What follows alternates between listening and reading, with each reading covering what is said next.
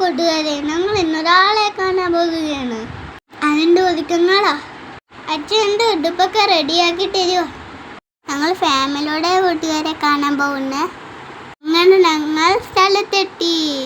ഗാന്ധി ഭവനിലാണ് ഞങ്ങൾ പോയത്. ഒരു ദിവസം മുന്നേ നിങ്ങൾ ന്യൂസ് കണ്ടില്ലായിരുന്നോ?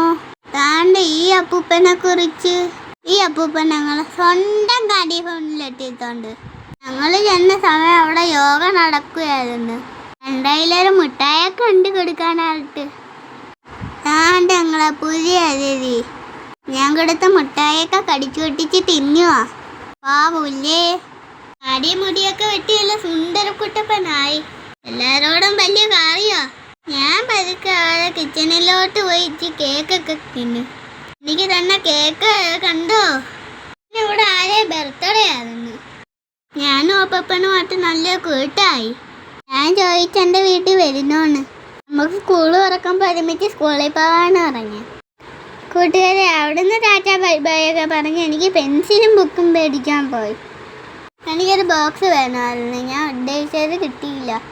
അതുകൊണ്ടാണ് അവിടുന്ന് കുറച്ച് ബുക്കും പെൻസിലും ഒക്കെ മേടിച്ചോളൂ.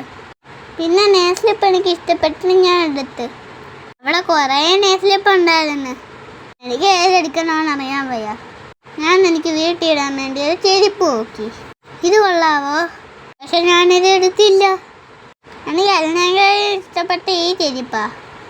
ഇത് ഇട്ടുകൊണ്ട് തന്നെ ഓടിയൊക്കെ നടന്ന് നോക്കി.